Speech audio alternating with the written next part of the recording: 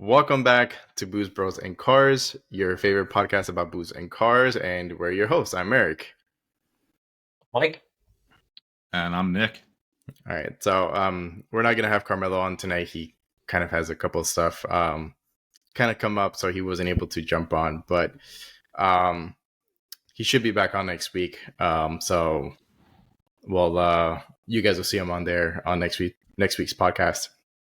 But on to what we really enjoy to do, which is going to be talk about what we're going to be drinking tonight. So I've got a couple of drinks that I have here. I'm going to flip them because one of them is just really thick. I'll show you guys. It's really good. I already tried it, but first one is going to be a mead from Garage Yeast. It is the peanut butter banana French toast. This is actually one of the bottles that Brandon gave me at number 3. Speaking of which, shout out to number 3 as always. But if you guys are interested in any bottles from Garage Yeast, let Brandon know. He's got like 40 bottles that he's trying to get rid of. So hit him up. He's got a ton of different stuff. So I actually might grab a couple more bottles from him. But my second drink for the night, I guess now is going to be my second drink, is going to be something. So it caught my attention because it's a whiskey that, Nick, you actually introduced this to me, but they kind of did a new one for the holiday season. So I'm kind of excited to try it or drink it, which is Screwball. But it's their eggnog. Ooh. Interesting. So sounds good. So if you guys, for whoever's watching this and does not know what Screwball is, if you live under a rock, Screwball is a peanut butter whiskey. Really, really good, super delicious. I think the first time that I tried it was at Nick's house. But it is really good, and they ended up making a holiday version, which is obviously eggnog. Really funny if you guys actually look at the logo. It's just their normal logo, but they turned it into a reindeer and they put a red nose on it. That's funny. So nice. Yeah, kind of cool. Like I said, it's the whatever that liquid is. It was like super thick when I poured it out because I had it in my fridge or my freezer to get it cold, because I literally bought it when I was driving home, and I was like, "Oh, let me put it in the fridge. It should be fine because it's liquor." No, it got super thick. Yeah, it's probably got a lot of actual cream in it. So probably. But anyways, what do you guys got going on for tonight? So I got a couple beers as usual. First one is from Tampa Bay Brewing Company. It's lemon meringue pie in the face. Ooh. So it's a lemon meringue fruited sour ale with lemon, vanilla, lactose, and graham cracker. So sounds delicious. Pretty delicious. Yeah, they do a couple different pie in the face variations, but they're all kind of like lactose-y dessert style sours. And then my other one is, I'm not going to lie, it's real basic, and I need to get some more beers. My fridge is getting a little late, so I'm just going to do one of Eric's favorites, Funky Buddha. This is the Floridian, which is it's a cross between a Hefeweizen and a wheat beer. They call it a wheat beer, but it tastes like a Hefeweizen. Nice. So. All right, hold on. I have to give you a little bit of shit. How do you work for the beer industry and your fridge is running late? Bro. Eric, it's called alcoholism, first of all. Possibly. It's funny. Really haven't been drinking that much at home. I do most of my drinking during work hours. You also get in the habits of gifting things out to people. That's true. That makes them go by quite quickly. And honestly, for many years, I kind of hoard stuff, and like lately, I just haven't been bringing a lot of stuff home. Just haven't. So I've had like a little stockpile in there for all the podcast beers, but I'm starting to like dwindle away at the inventory. So I gotta restock. I'm trying to do the same thing. I'm trying to dwindle all the random shit I've got in my beer fridge and get back and just having some good core basics. You'll see as the season gets closer and it's a little cooler out, I'll probably start breaking out some bigger bottles, but keeping it light tonight. But Nick, I have a ton of big bottles that I need to run through. But anyways. All right. Nick, what are you drinking? I'm keeping it a little simple as well. My backup secondary drink is a little bit of that Whistle Pig Alfa Romeo F1 team pick. And then, simple, nothing crazy, but per the season, the keg is running of Southern Tier 2 Xmas. Ooh. So, got a nice cold pint out of the keg in the kitchen. Nice. For anybody else out there, there's a handful of great Christmas ales. One of the best for me for nostalgic reasons, but I can't get it down here, is Great Lakes Christmas Ale, which I've drank 1 or 2 on this podcast before. They've got some stashes from prior year. And then down here we can get the Southern Tier 2 Xmas, which is phenomenal. A phenomenal beer. Good, heavy ABV, not too boozy. All those wintry flavors that you're hoping for. And it's always nice when you can pour it out of your own keg right in the kitchen. So I also had a draft 2 Xmas today. So you did. Winning. Your text earlier today was what locked in the fact that I was going to have one of these tonight for this. Nice. Yeah, nice. Yeah, I'm sure Brandon has some. I gotta text Mark and see if they have it on tap, because I've got to head over there anyways. I've got some stuff that I want to bring to them so we can drink it over at number 3. So if you guys are up for it, I might shoot over there on Friday. So nice. Or Saturday, whatever day works best with you guys, if you guys are down. But anyways, so moving on. So we're gonna do guess the track this week again. So I'll go ahead and post the clip that I actually sent Mike and Nick. Excuse me, right here.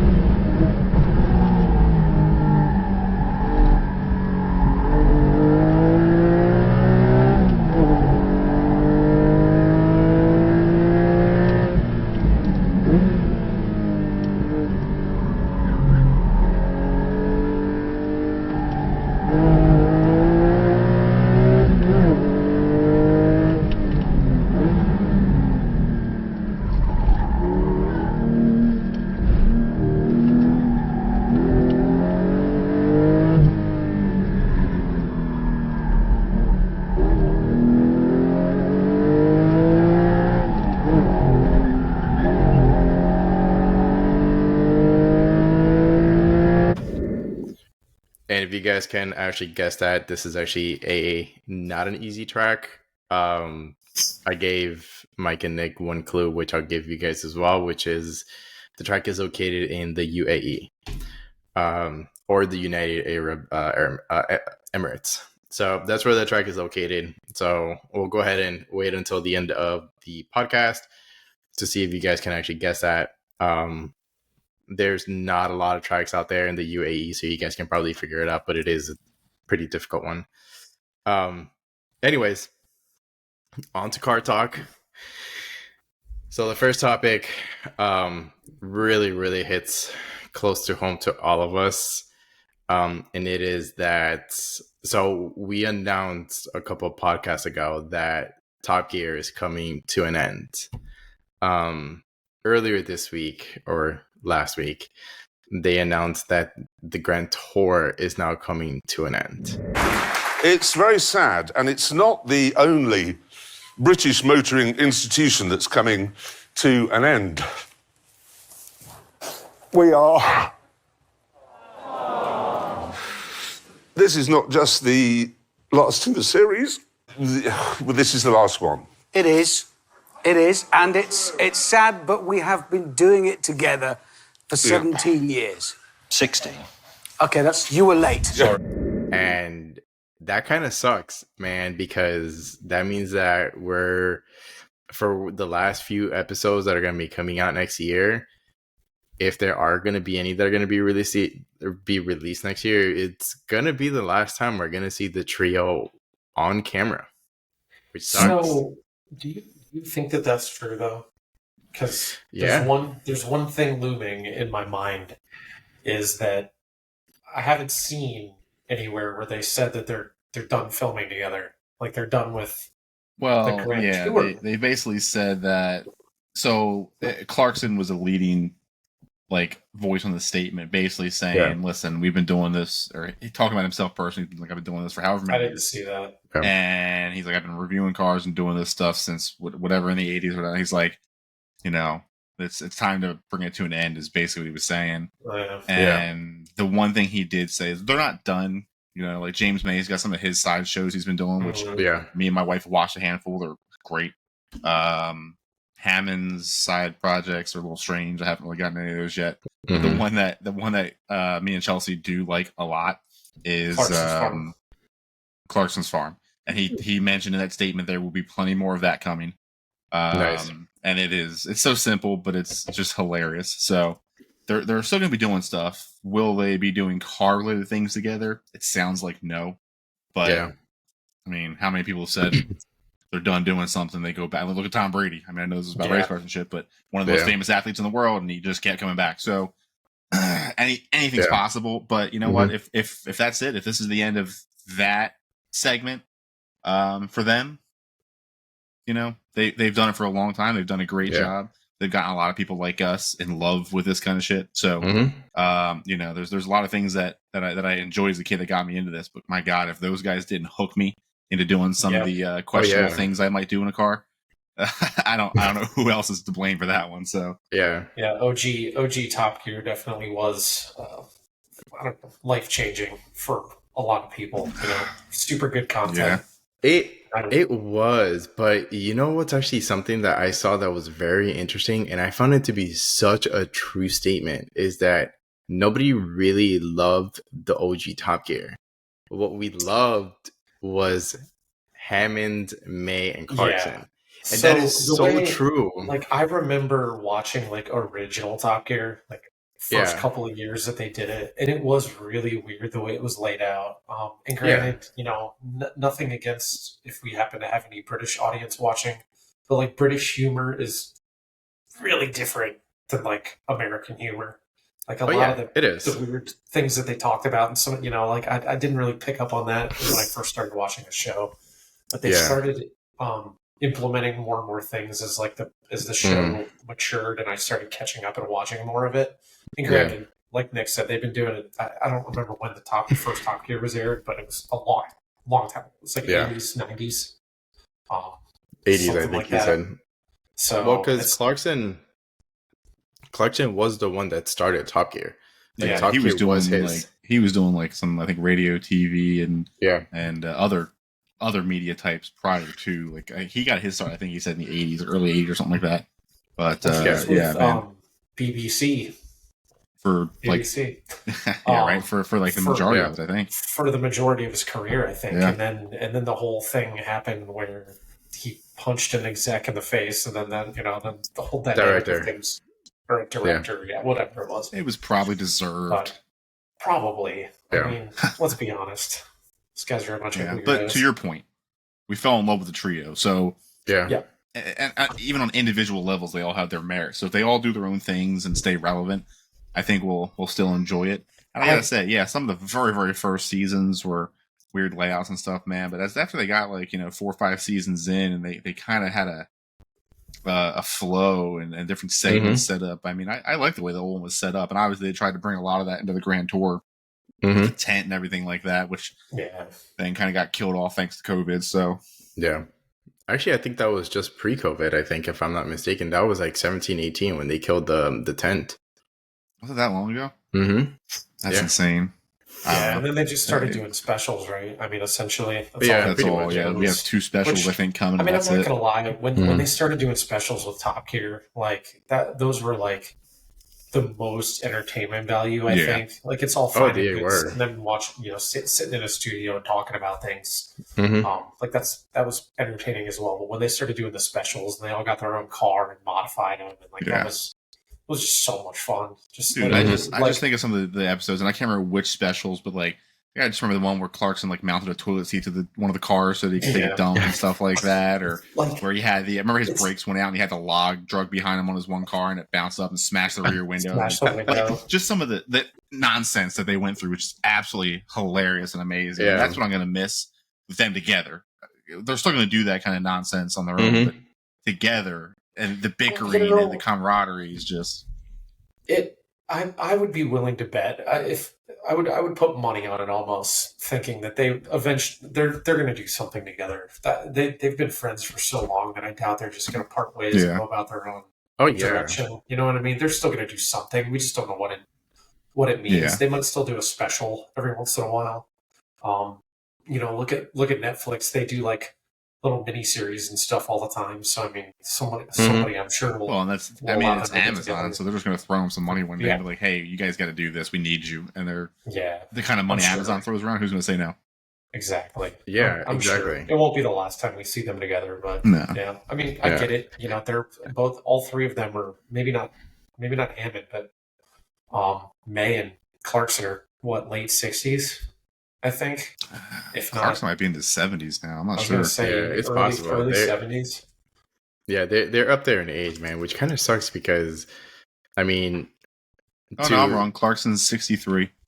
Oh, okay. Oh, wow. Okay. So, 60s. Yeah, but to Mike's point, like, seeing them in... I mean, I know that this is more like the Grand Tour that's coming to an end, but even when they were, like, in Top Gear... is when they had their most memorable moments, obviously, because that's, what everybody or mostly everybody saw or knows the trio from is from Top Gear, So it sucks. It does suck, but like here's the thing that I think about it that makes me laugh is it's like look at us, this group of friends that are doing this podcast now. Like imagine if we got plopped into like Africa. And like we all had to pick a car and can you just imagine the hilarity that would ensue? Like if we had a budget and like go to town would be pretty much have like a recording awesome. Or like a video crew, just like the Grand Tour. It'll be fun, man. It'll be a good time. I mean, I'm just gonna call it right now. Dibs on Subarus. I'm calling an STI right now, especially if we're going across Africa. But no, it would be fun. I mean. I feel like me and I'm not excluding you out at all, Mike, but me and Nick, we've like set up our camp at Sebring for quite a bit of years. So I feel like the two of us can probably set up camp while, like if you and Carmelo were on the trip, you guys can probably scavenge like wood or kill a boar or something. You don't think it to put a tent up? Are you kidding me?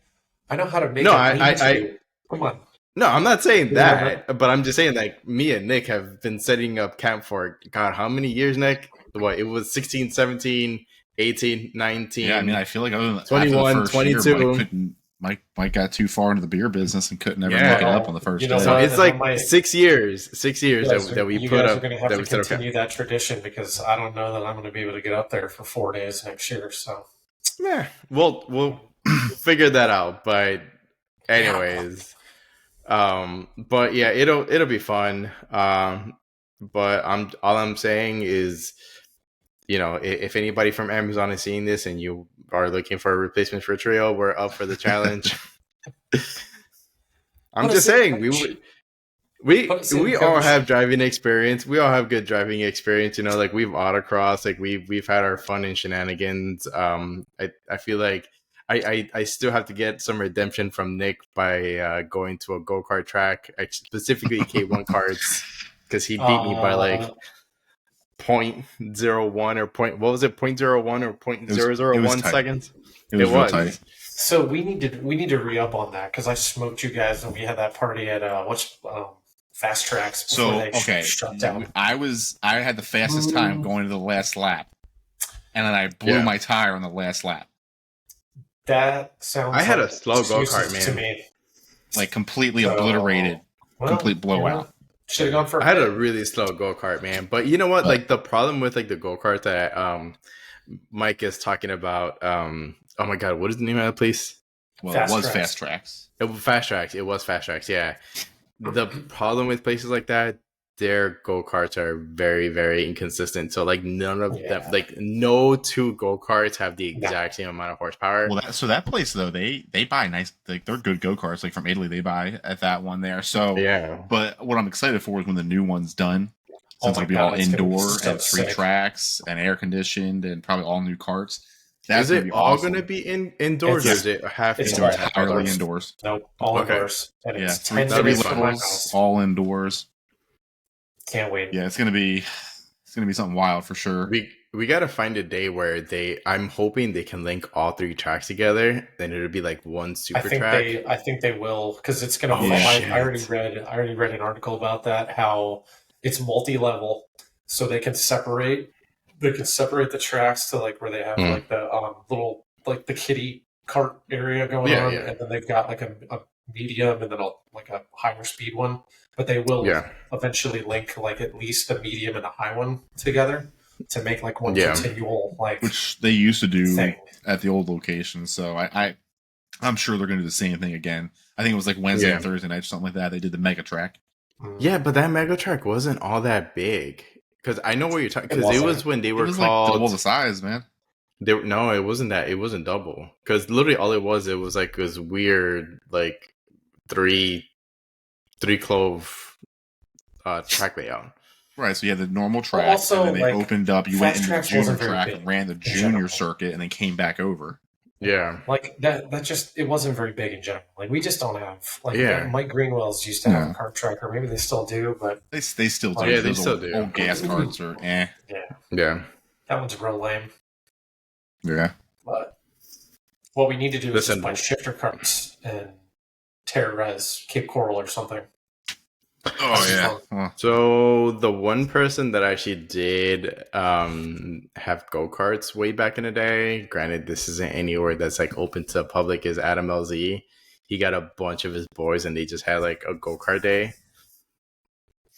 Maybe if we all buy shifter carts, we can be like, yo, can we drive on your compound? that'd be pretty badass. First problem is finding affordable shifter carts that run well. That's one. And two, I can probably get in contact with my buddy Chris Dayer at Drift HQ. Chris is awesome, cool ass dude. He's like one of the main dudes on the Drift HQ side with Adam LZ. Him and Cricket are the ones that pretty much built all of the drift cars and all of the projects. But yeah, I know him. Like I've known him for quite a bit of years. And I'm not saying that like we're like good buddies and we communicate all the time, but we'll see each other at events, say what's up to each other.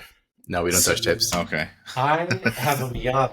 Nick has a Porsche that he could just put like a go-kart motor in and it would still be faster than it currently is. So he could probably push it and it'll be faster than your Cut the Miata. floor out and Flintstone that bitch and be faster than it is right now. You know, you can buy a really cheap Predator motor from Harbor Freight and just slap it in there. I think I've gotten a lot of the obstacles out of the way to start working on that again.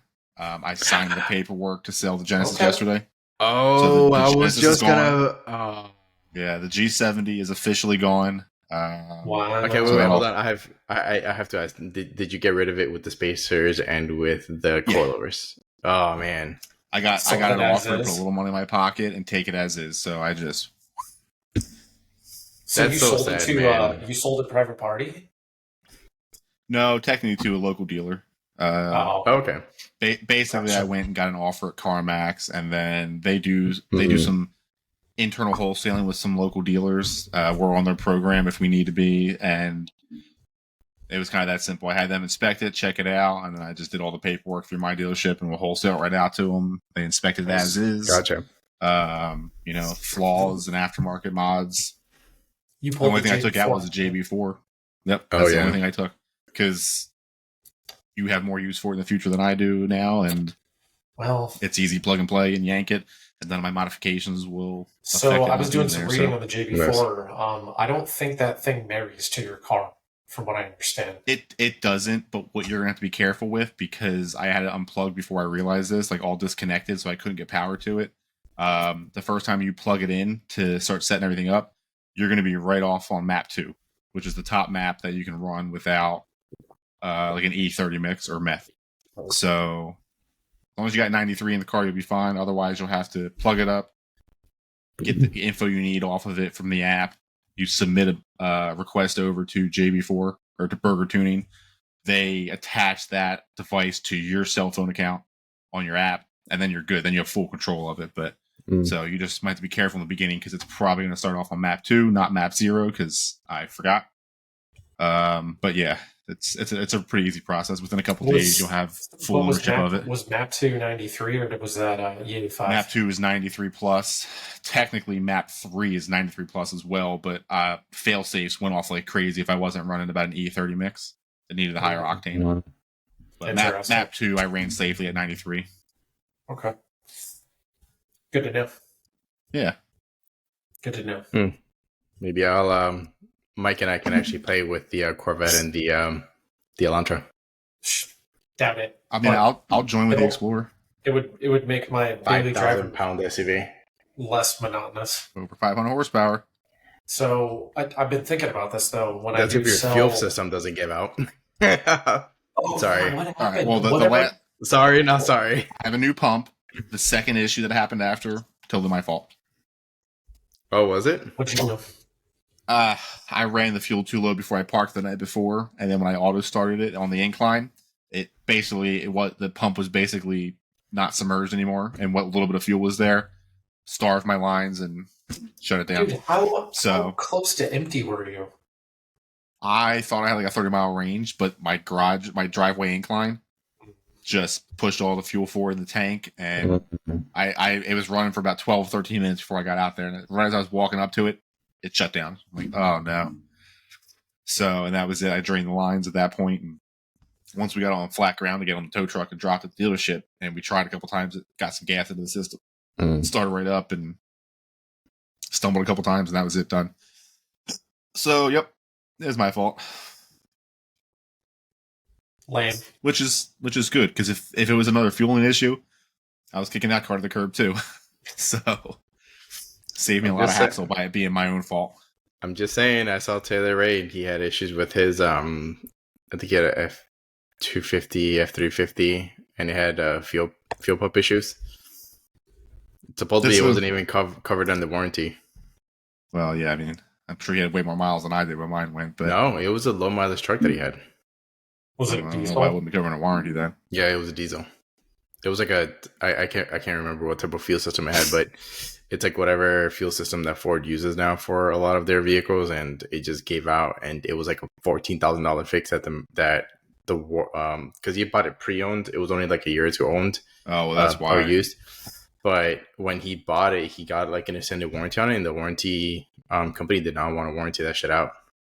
So he bought a shit warranty, then somebody led him the wrong way when they sold it to him, probably. No, he supposedly bought, like, I don't know the logistics. I don't personally know Taylor Reid. I just know him from YouTube, obviously, and Instagram. We'll love to meet the dude in person and be able to talk to him.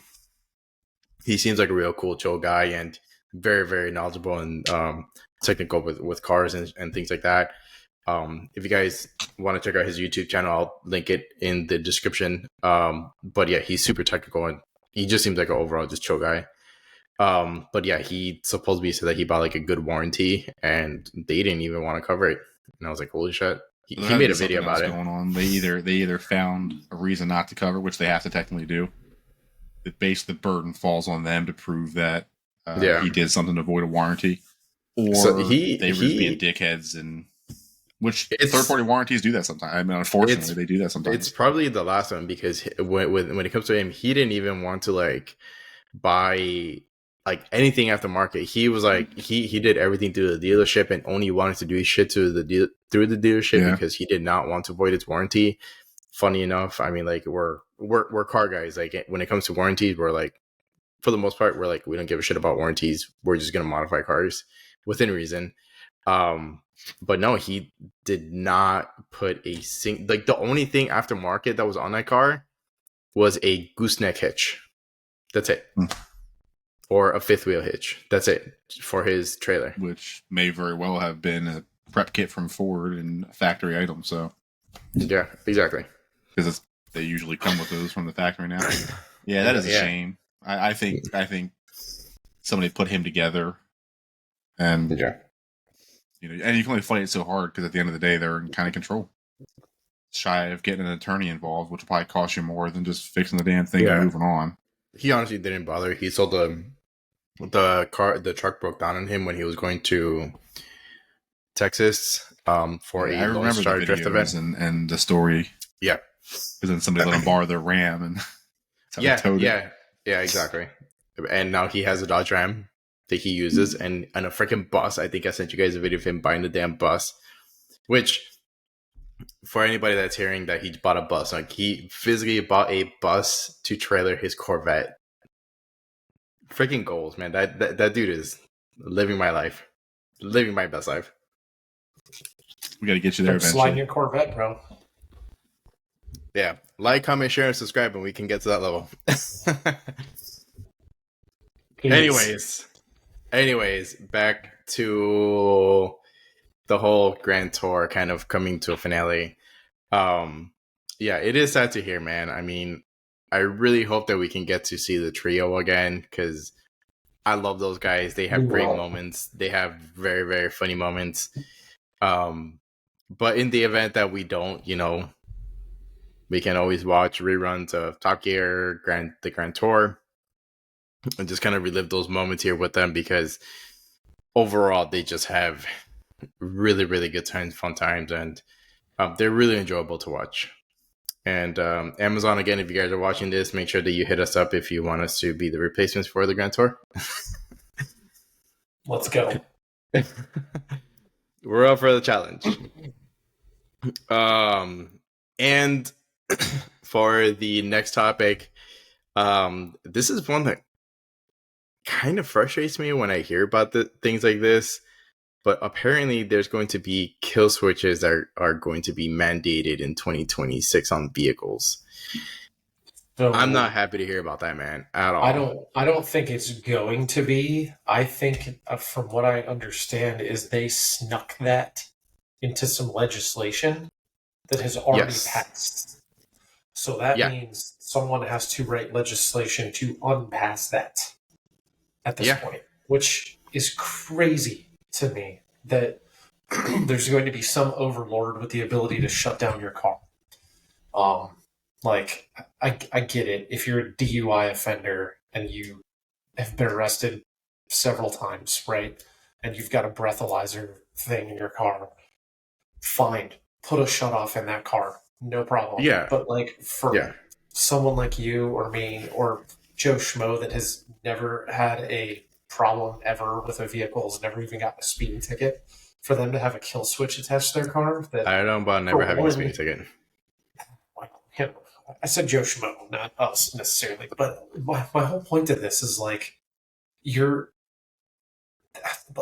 it's government overreach in every way possible.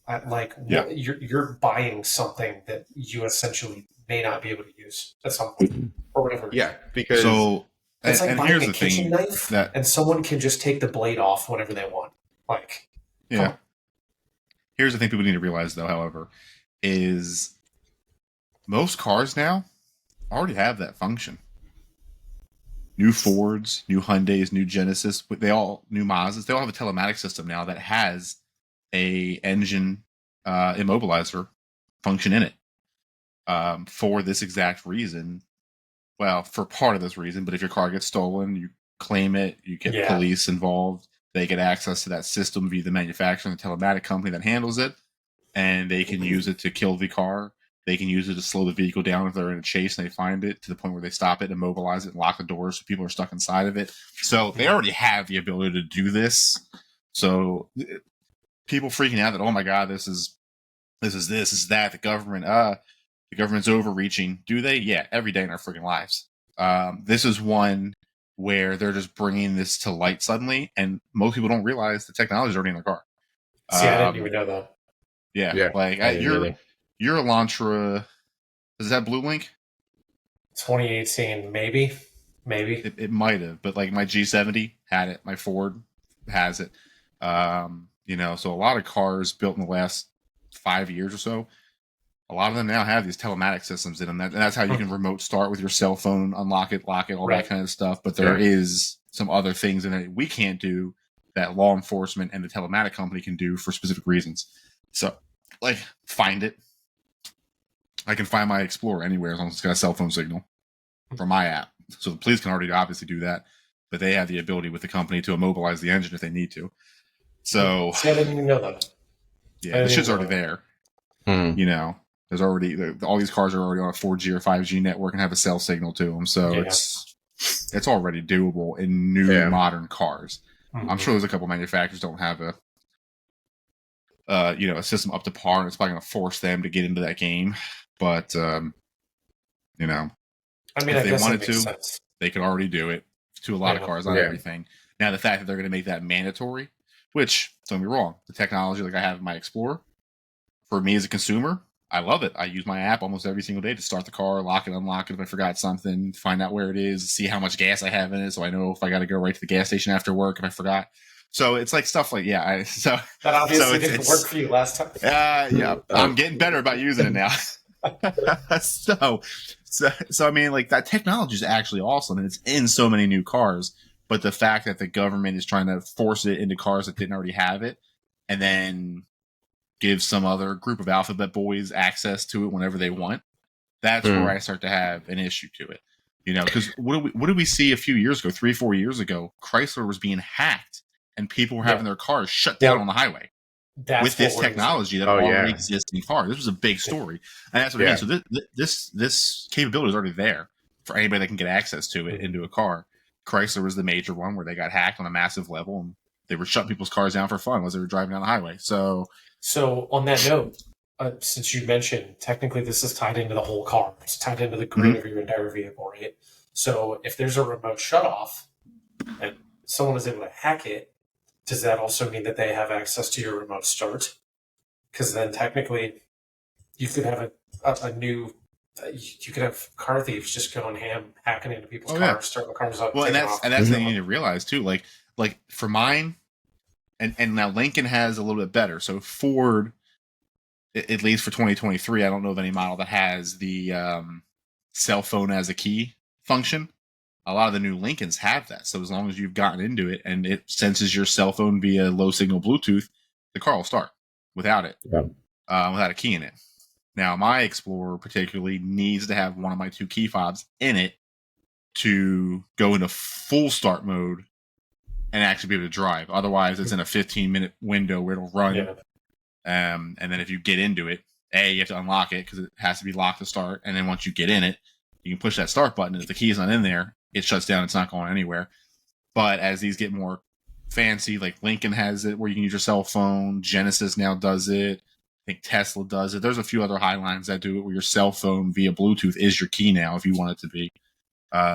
So it's just technology, man, and anything's hackable. So this stuff is going to become probably more prevalent, more of an issue. I mean, I don't know if you guys saw this video recently, but a couple guys or one guy just stole like a $400,000 Rolls-Royce Cullinan out of somebody's driveway in Great Britain by using an antenna wire over their head to amplify the signal. They were able to read the signal in the house for the key fob while they were standing in the house in the car to get it to mimic the signal and then force the signal to the car to unlock it, start it, and drive away. So with an antenna wire, just an antenna wire that they had like folded into like a triangle with some device and were holding above their head. The video is hilarious if you watch it, but it's freaky that they can do that shit. You see, that kind of stuff makes me wish that like we can now. Obviously, with technology, we're never going to go back in technology. We're always going to move forward with technology. But that's where I kind of wish that we would go back in technology and just go back into building and driving like raw vehicles. Like, I mean, shit, like I want to go back.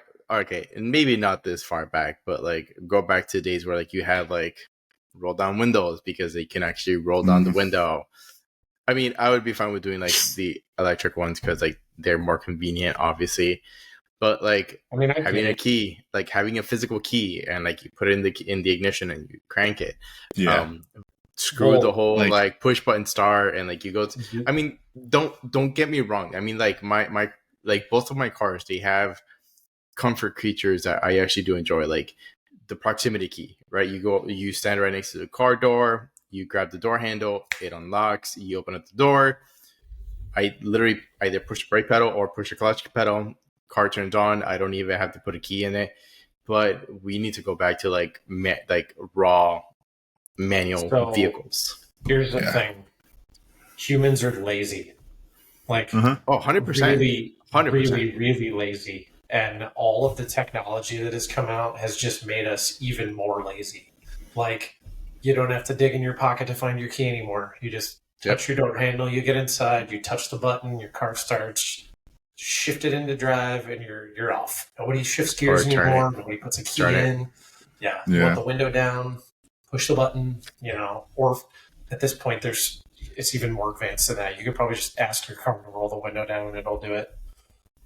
Nick Well, probably knows funny you more about mentioned that. There are a couple that you could do that to now. I'm sure. I think If actually, Probably. I think my G70 I could do that because of Siri was connected to it. Well, with Alexa Oh my or God. Siri, like I'm sure, Yeah. cars will do that. But it's like Yep. it's just people are lazy, man, and that's like we talk about it all the time on the channel. It's like manual cars are a dying breed, and that has nothing to do other than the fact that the main consumers of vehicles these days don't want to use a manual. They don't. No. Enthusiasts do. No. Because it's fun and it's raw and it's an experience. Yeah. Most people driving a car, they don't care. They're just getting in their car to go to work, or they're going in their car to go to Starbucks, or taking the kids to the soccer game, whatever. Yeah, but you Sucks. see, like a lot of, and it sucks because, all right, so I want to make a couple points here. So first off, you're right. There are a ton of people that they're just wanting to buy a car that just, you press the brake pedal, you turn it on, you hold the brake pedal, put it in Point A drive, to and you point just B. drive off. Yeah, you drive a car from point A to point B. And it's such, and it's crazy to think that there's so many people that are okay with just having such a mundane experience from driving from point A to point B. I mean, granted, my Lexus or my daily driver, it's not exciting at all. It's very comfortable. I'd like to keep it that way. But occasionally I want to get a little rowdy. I want my point A to point B drive to be a little bit more exciting, a little bit more fun. So I'll pull my Corvette out of my garage and drive it. You know, I know, Mike, you're the exact same way. You drive your Miata here and there, and you like to have fun with it. Nick the same way before he got rid of the G70. But Like we like to have fun with our cars. And we're an exception to the rule.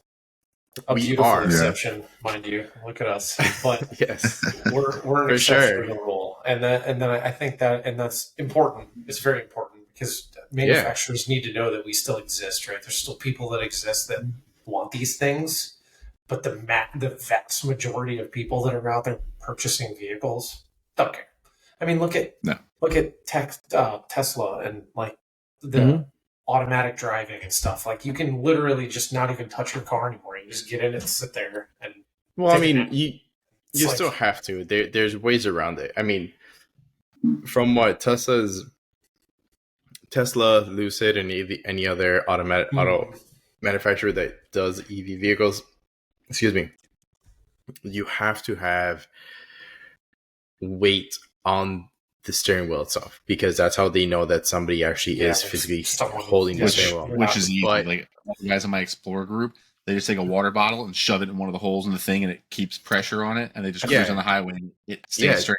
To your point, my car yells at me every chance it gets when I'm on the highway. Even if my hands are on it and I get a little, it's still like hands on the wheel. I'm like, bitch, I'm driving. Like I don't know what you're talking about. It's funny, and I'm glad. I'm glad our CX-9 doesn't do that, but our Santa Fe that we had before that used to do that all the time. It would like show up, a thing would pop up on the dashboard, like pay attention or whatever. And it's like, fuck off, car.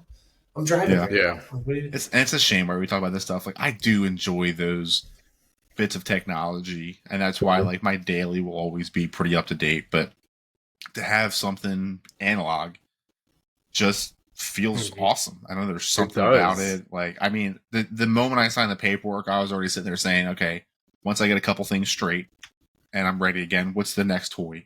And right now I'm bouncing between like, because I need the wife was very clear. I need a rear seat, so I'm bouncing between like a 19 or 20 GT Mustang or early 2000s 911. If you buy a Corvette after Eric bought a Corvette, but even though I've been talking about one for years, I will be so fucking mad. Okay. So first off, you should have already done that, sir, because you have a 2-seater Miata, so you have no excuse. You should have already had a damn Corvette. 2, your wife gave you the permission to buy something, and you and I on our last podcast we talked about a couple of cars that you that weren't on your radar before, which I am going to say that I did. I've been paying attention to them now. So I did make an error, and actually one of our viewers and subscribers, which so happens to have been my buddy Chris, about the Chris GTO in Jacksonville, both, or no, the GTO. He did correct me on it, so shout out to you, Chris. Thanks for correcting me on that. But the GTO, when it came out in the early 2000s, had a 5.7 and a 6.0, not a 5.3 and a 5.7. Yeah. So shout out to you for correcting us or correcting me on that. I was incorrect on that. I know that there was two engine options. I just got it mixed up. But you can get it with one of those two options. You can get one of those and they have a backseat. We talked about the G8 and it has a backseat. So Chris Crane, our tattoo artist, I was talking to him today while I was getting my stuff finished up. Yeah. He that was actually one of his things. He's like, we were sitting there talking bullshit, and we stopped talking about it. And like 10 minutes in, he's like, "Dude, GTO." I'm like, "That's actually a legit potential." I don't know why. And I got to point out the whole vet thing. I have way more hours in a vet years before I met you guys, and long before Eric got his vet. That's true. So I grew up in a Corvette family, so like I spent a lot of time with them. The issue, if I didn't have kids, I'd have a Z06. No questions asked. All I'm saying is Mike has no excuse. He should have actually. Okay, hold on. Now he has an excuse. Okay. He drives to fucking Naples every he does. day. Yeah, he does. Okay, yeah. And I'm so thankful that I did not get rid of my car when I was really wanting to. Yeah, got something like a Camaro because I was hating my life right now. It was, but get rid of the damn Miata and get something fun. Okay, so I'm gonna pour a little bit more in here. Hold on. I want to make one quick point here, real quick. I'm totally fine with that. But look, this is when I was saying that this is thick. Look, it is milky. It is milky. Very, That's very what milky. She said. Yes, it is what she said. Creamy. But yeah, so I've got a running list of things. I really want to, because I love doing this shit to myself and buying old German cars. I like the idea of early 2000s 911 coupe. Early 2000s, okay. You can pick them up around 20 grand, 6-speed manual. First off, before you buy that, finish your damn 944. Well, yeah, I was talking about it like I'm going to stay away from any extra vehicles for like a good year. Are you sure? Bullshit. Okay, look. Well, okay, here's the thing. So I had an extra fun car, and between me and the wife, we drove it maybe 3 times a month. So I've proven that I do like my Explorer a lot, and I love driving it, and she loves driving her Bronco. So we don't need, and that's what the realization was. It was costing me insurance. It was costing me a payment. It was just sitting around. I was just staring at it, and I wasn't driving. You don't have to insure the Porsche right now. No, the Genesis. I'm saying. Okay, all right, the Genesis. Yeah, so that's what I'm saying. That was part of the reason for letting that go. We never used it. Put a steering rack in it, put some wheels on it, and drive it. Like that's it. And then I finally found a reputable company, Lindsay Racing, which is pretty big in the Porsche world and like the 944 world. They now because I've been looking for the bushing kits, and you have to put them all together yourself. And for somebody that's never done something like this, it's confusing. Well, Lindsay Racing now makes a full, solid bushing kit for everything that I need. It's like $1,500, but it's there. So I just have to buy that, and my bushing situation that I've been stressing about is over. And then it's rear coils and the brake components, like the new rotors and new pads, and that bad boy can go together with or without the steering rack, because that's the next thing I have to figure out. I probably need to take to a machine shop because I cannot get the castle nut off. I've tried again to release the entire inners. Have you tried to pull the actual rack apart? Huh? Have you tried a torch yet?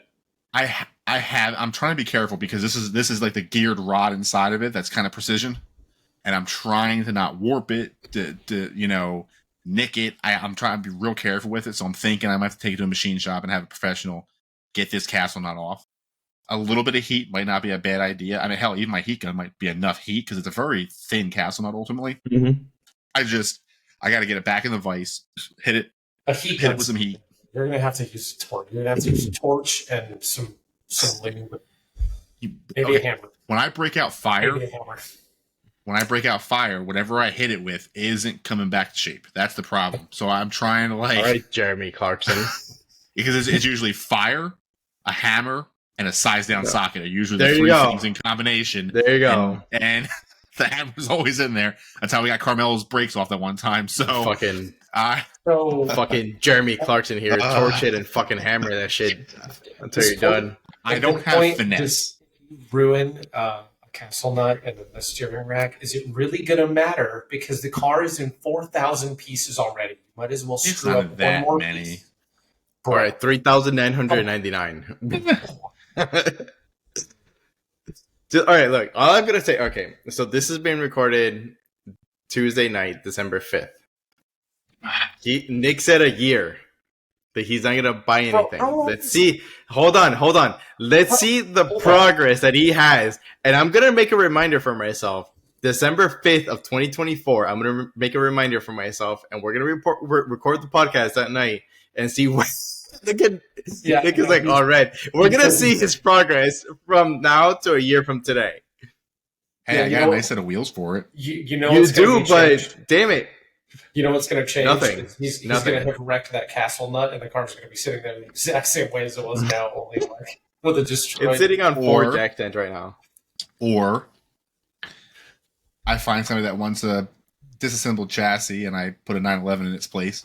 Just get rid of it. I would honestly, I would be okay with if you did that. Just get rid of the damn chassis. Just get rid of that damn chassis. I just let somebody else actually. I've launched 2 Miatas now. I've launched 2 phenomenal chassis in 2 Miatas, and for some reason, I have some weird connection with this 944. I don't know what it is. I just European heritage. It's just something. It's something funky and different.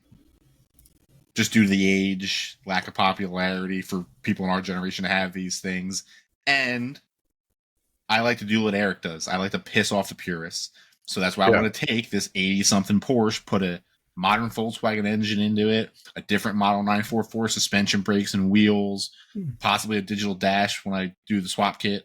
Like, from the outside, from a quick look, I want it to look like a 944 with some suspension mods, but I want it to be just... And we are here a resto mod, really.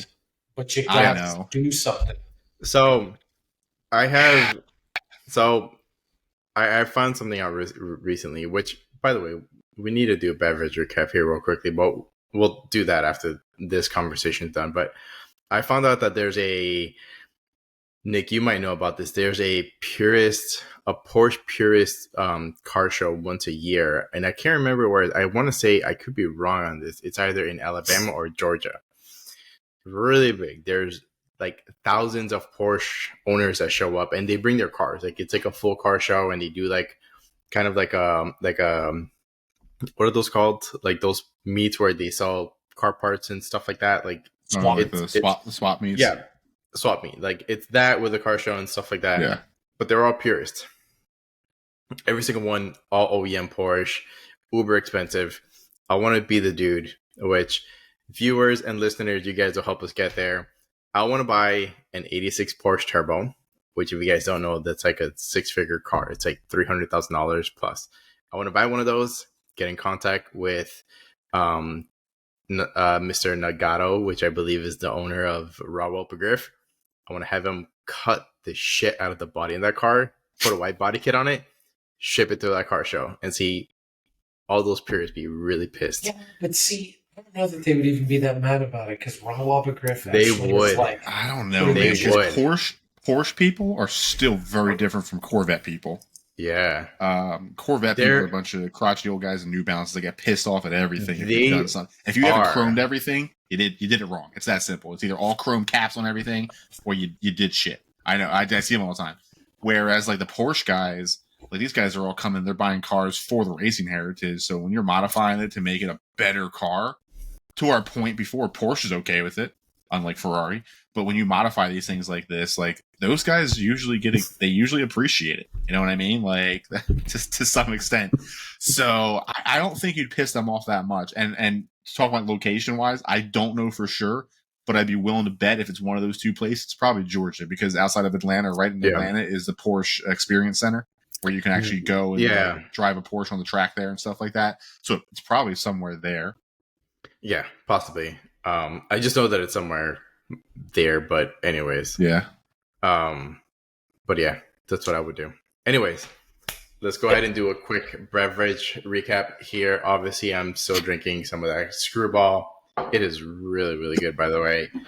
I'm going to start off with this. Super good. The only thing that I would have to say against it is that it's super thick. Aside from that, it's not overly... I know, but it's not overly sweet. I know it is, but I kind of figured that this would be a little bit more... What's the ABV? I mean, it's only 14.75% alcohol by volume. That's why it froze up on you in the freezer. Yeah, it's not like, but even then, like this is like already warmed up, like, and you saw how thick it was. Like it's still very creamy. It's like a cream liqueur, like a rum chata or something like that, basically. Yeah, it is. But I kind of wish that it was a little bit, because at least rum chata is like it's thinner. Like it is very creamy, but it's a lot thinner. So that's the only thing I kind of wish about that, is that it was a little bit thinner. Aside from that, the taste. Oh, trust me. Oh no, trust me. I'm all about the thickness. It's got that nice full mouth feel. Nice and full. Yes. It's how I like my cars and my girls. I like them thick as fuck. Thick in your boca. Yeah, I just said that correctly. But it's really, really good. It's got good flavor. It's not overly sweet. Honestly, it reminds me of, and this is probably going to sound really, really funny, and I'm going to clip this section right here, but it tastes like an American coquito. That's what it reminds me of. I mean, yeah. Most white people that I've heard basically describe coquito as like a Puerto Rican or Cuban eggnog. Like it's like, Puerto Rican. Yeah, it's Puerto Rican. So, which I do have a connection on that she makes phenomenal coquito. Yeah, I'll hit her up. I used to work with her at my last job. Real cool chick. She actually doesn't live that far away from me. I gotta hit her up and see if she's making. She makes some this. She makes it every single year. I gotta see when she makes her next batch, but I'll let her know. I think she charges. You and I will connect offline, but she doesn't. It's not that pricey. But yeah, it's really good. Just make sure it's thick. Hers isn't that thick. Not that thick. Anyways, but like that thick. No.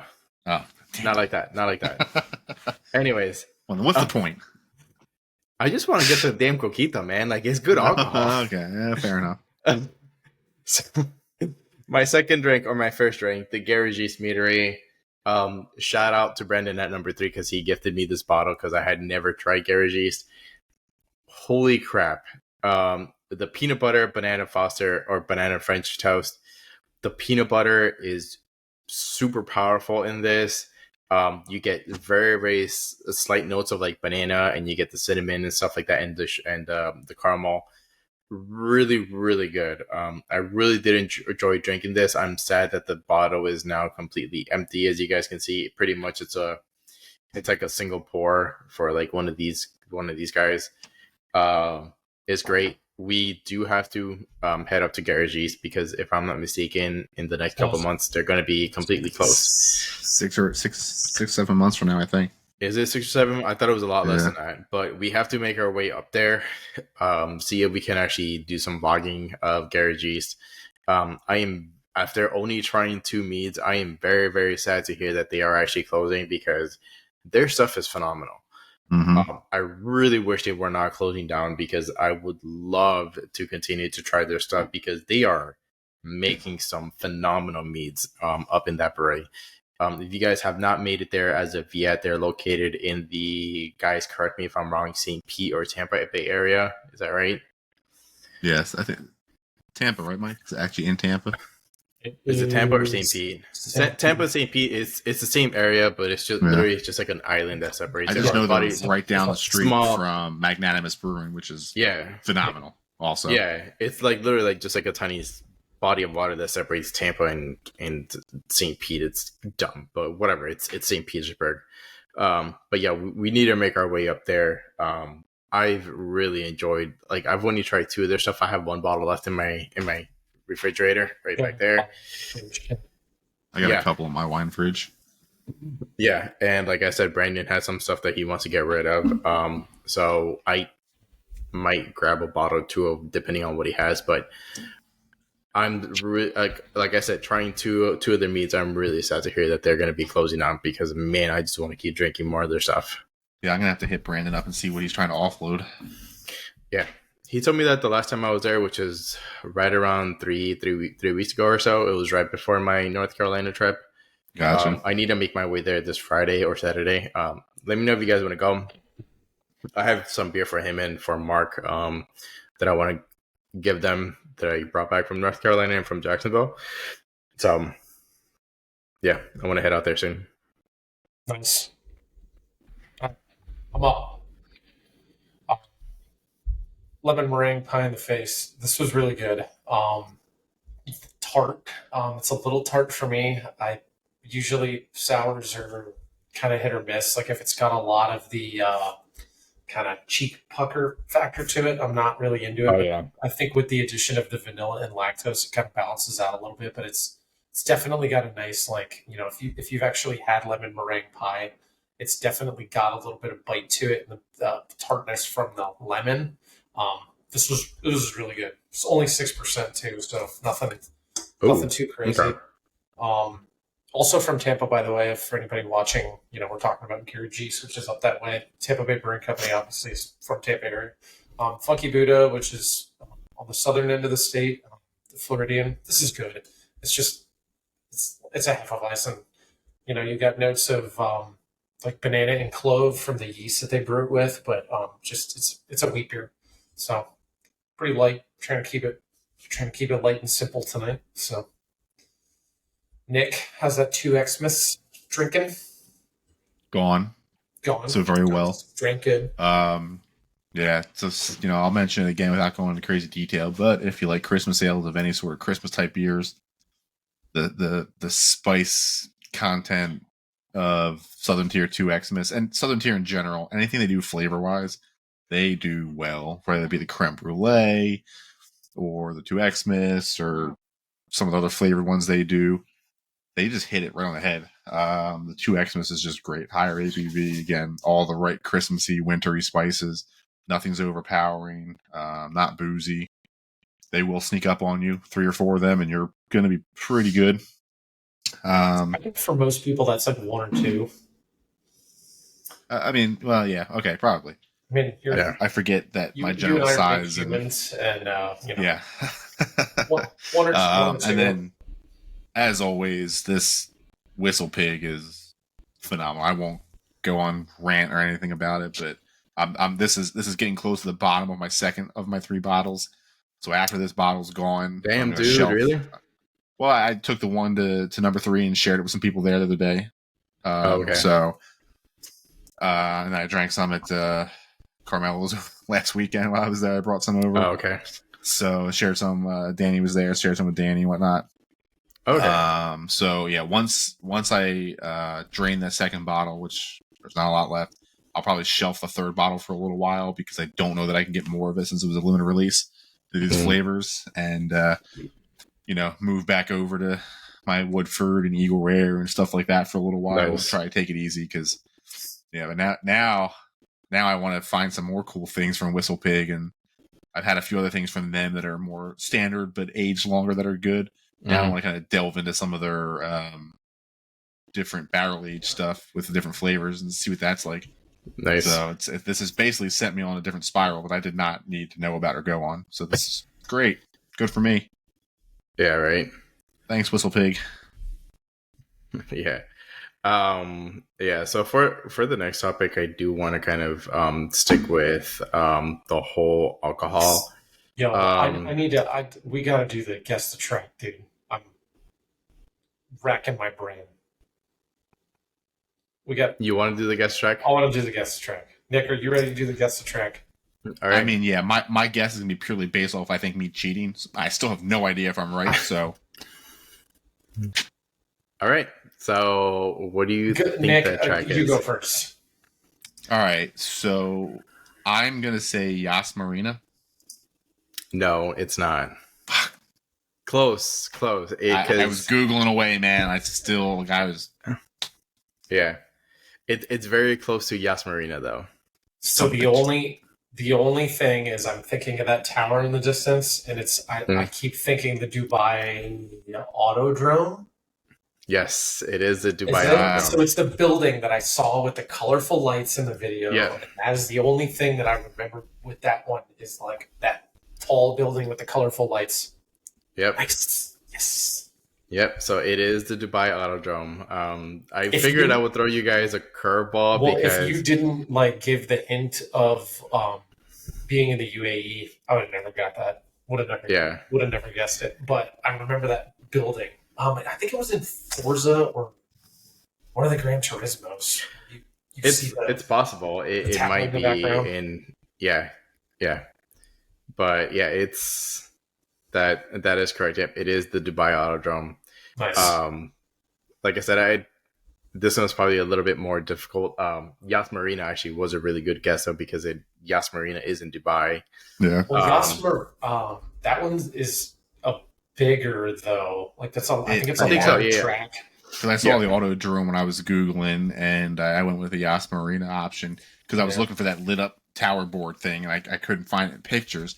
And then I kept reading something about the Autodrome, and they were like, "Oh, a lot of kart racing and stuff like that." I'm like, all right, that's too small of a track. So that's what went through my mind. I jumped to the Yas Marina. Yeah, Yas Marina is a pretty track. Again, I cheated and still couldn't figure it out. So yeah, I don't watch enough racing anymore, and I don't play enough racing video games to know what these random tracks are in other parts of the world. So it's I need to step up my game.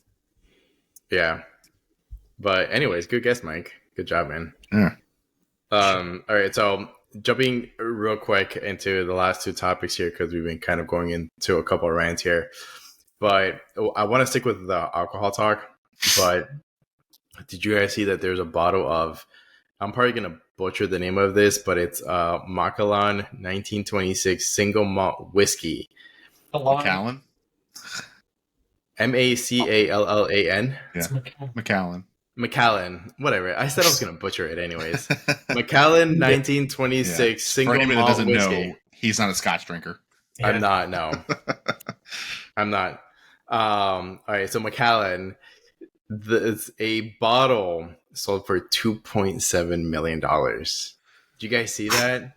That's crazy, bro. I saw that on some site talking about random auctions recently, and that is insane. And what's crazier, the person that bought it probably won't even open the damn thing.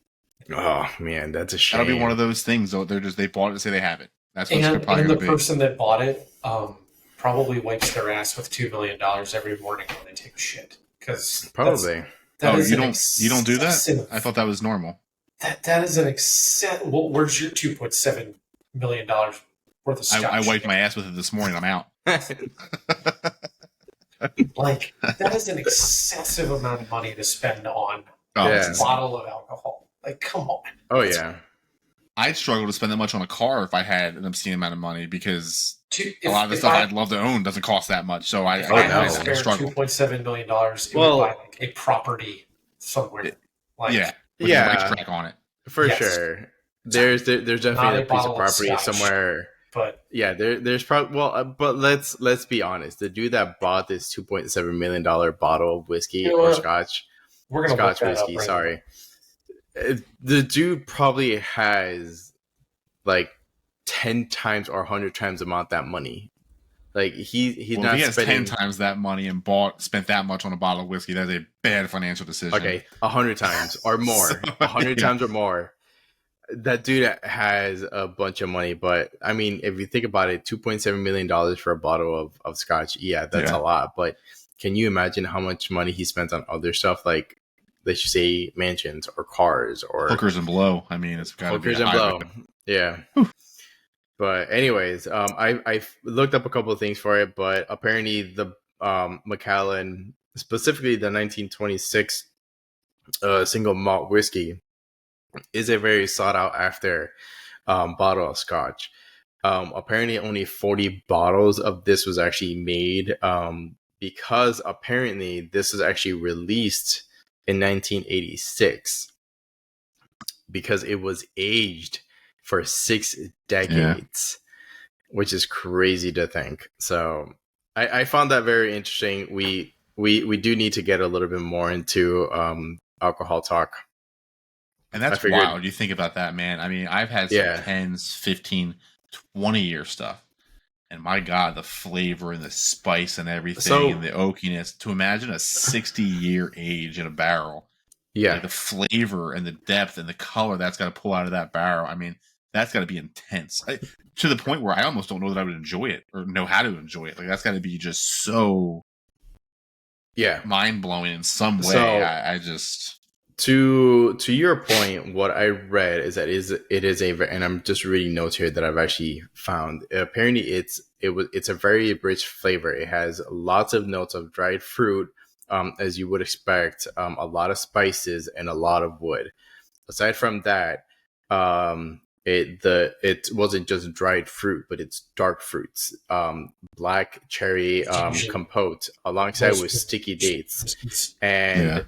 Yeah, and it also says that it's like the wood flavor. It's a sweet antique oak that you can actually taste. So it sounds very, very interesting. It sounds very delicious. It also sounds way too rich for my freaking wallet. So I'm probably here's the never crazy try thing, that. right? So they filled a barrel of this stuff in 1926. Yeah. And when all was said and done, only 40 bottles worth remain.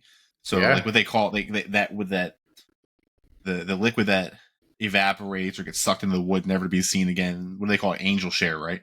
So I mean, I off the top of my head, I cannot remember how many bottles come out of a full barrel, but it's a hefty amount typically. So that's a shit ton of evaporation and loss over 60 years. I mean, that's got to be one of the rarest, if not the rarest, whiskeys that anybody knows of ever. I mean, that's the concentration of that's just insane. Well, I mean, think about it. There's only 40 bottles that were ever. I can't even imagine drinking. Like, I don't know. That's probably going to end up in like a lot. I can't either. Sealed case somewhere. Yeah. Okay, so a 53 gallon barrel can produce 250 to 300 750 ml bottles. Yeah. So they literally lost around 200 to 250 bottles due to evaporation during the aging process. Well, yeah. So it literally said that they bottled 40 of them. Mm-hmm. Yeah. Like, they probably did more than that. Like, some of the family and, there was probably some bottles that were stolen, like comp bottles, but maybe. But I mean, you think about it. What's one of the oldest bottles you can go to a store and buy off the shelf for a lot of money? Like a 30-year, maybe.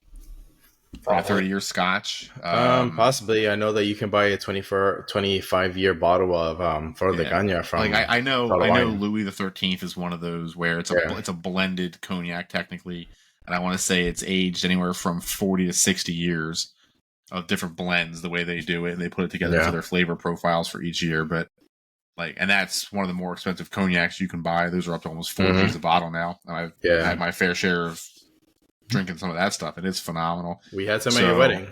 Yeah, that's true. Yeah, that was. I got the empty bottles like at it still. Smooth. But so imagine that, something that's aged like that and blended, and now here we are talking about a single barrel 60-year aged Scotch. Like, what must that be like? And I'll never know. I don't care how successful I ever am. I will never know, because the odds of getting your hands on a bottle like that is just slim to none. Yeah, unfortunately. Like, comment, share, and subscribe, and we can get to that level and we can buy a bottle and just... Our best bet is that we get some cheap shit. We go buy a barrel, we buy a bunch of cheap shit, dump it in the barrel, and hope we live for the next 60 years to get it out of there. That's our best bet right about now. That's true. Yeah, wait, 60? Oh, man. Yeah, we'd all be 95 to 98 years old. Like, I feel like we would not be doing podcasts on YouTube. We'd probably be in a hospice shitting our pants right at that point in time. So, hopefully. Yeah. I don't know that I want to make it that long, honestly. No, dude. I made the joke to my sisters, to both of them, and I told them, if I ever get to a point where I shit myself, just off me. Yeah, take me out back like old Yeller and put me down. Yep. Anyways, so talking about auctions and things being sold for a ton of money. the last topic that I did want to bring up is something that kind of caught my attention, and I've seen a couple of YouTubers actually talking about this. One of them, I believe, was Shmee, or Shmee150. Dude puts out some very, very good content. He's huge into the exotic car industry, but he came across something, I believe it was him, came across something that's called the Porsche White Collection, and it just went up to auction earlier this week. Some of the items that were in that auction is, let me see, there's 63 vehicles, including 56 Porsche sports cars. One of them being a 2015 Porsche 918 Spider in Grand Prix white with blue interior. Also a 93 911 Porsche Carrera RSR 3.8 in Grand Prix white with red interior. A 97 911 GT2 in Glacier white with black upholstery. And the list just goes on and on. But every single car in the collection is white, which is mind-blowing. Yeah, that's why it's nicknamed the White Collection. And they're like rare Porsches. So pretty much the whole collection has been up for sale. I want to say they went up on auction on the 1st and 2nd of December. I don't know who the auctioneer is or auctioneer is. It's not like Bring a Trailer or Car Bids or anything like that. It's like an exclusive. It's an exclusive Sotheby's or something like that, or one of those guys. Yes, I believe that actually is the one that I saw on here. They're the kind of guys that auction off like Concours d'Elegance level cars. That's usually their shtick. But yes. Is this a one-owner collection, or is this? Yeah, that's crazy. You think about it. There's some wild collections out there that you don't realize between whoever owned this. Leno's collection, Ralph Lauren from Polo, there's some wild collections out there that from people you wouldn't even realize have these things, that don't buy it because they can. They buy it because they truly love the vehicles. And this is one of those. This is a collection of passion, something like this, regardless of how rare the cars are. Looking at some of the pictures, it's so sterile. All of the white Porsches in a room on gray mats, all the walls, the ceiling, the floor, the furniture, everything is white. This person has to be a sociopath. I don't understand. I guess it's cool, but my God, how can you go into that room and be like, look at this, look at all the white. I don't know. It's wild to me. I'm going to create a black swirl collection where I buy a bunch of black cars and run them through automated car washes. Because I'm that kind of psychopath. 100 years from now, that might be somebody cool. would do it. I mean, Yeah, who knows? But it's swirl pattern. Woo. This is insane. It's super intense. But I don't. Yeah. Why white? Why white Porsche specifically? I get having a Porsche collection, but why do they all have to be white? Especially since one of the most, I don't know, Porsche colors is Guards Red. It's such a quintessential OG Porsche color. So yeah, to your point, white. Why white? You got an absolute love of white cars. It's like having a yellow Ferrari collection. Yellow's a Ferrari color, but red is the color. That's the Ferrari color. Yeah, it's the iconic color of Ferrari. Yeah, I don't know. Which we're not against Ferrari here, but we're against the whole non-modification thing. Just saying. Their practices against people that modify their cars because it's dumb. Yeah. Let people modify their cars. Right? God, man, we should all get Fieros and put Ferrari body kits on them and call them Ferraris. Nice. Yeah. Should. Yeah. Yeah. And on that bombshell.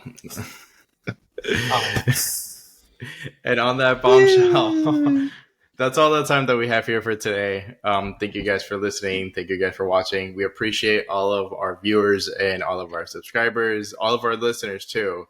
Also, thank you guys for keeping up with the content. There's a My Dragon Run actually has nearly 300 views. So thank you guys for that. That was very, very shocking and surprising.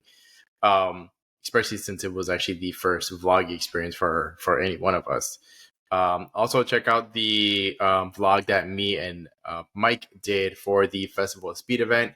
It was posted a couple days ago, and I will link that in the description below. Aside from that, again, thank you guys for listening. Thank you guys for watching. Don't forget to savor your brews and hit the road responsibly. Also, hit the like button, comment, share, subscribe, all that good stuff, so we can continue to push out good content here for you guys. Cheers to booze and cars, and we'll catch you guys on the next one. Cheers. Cheers.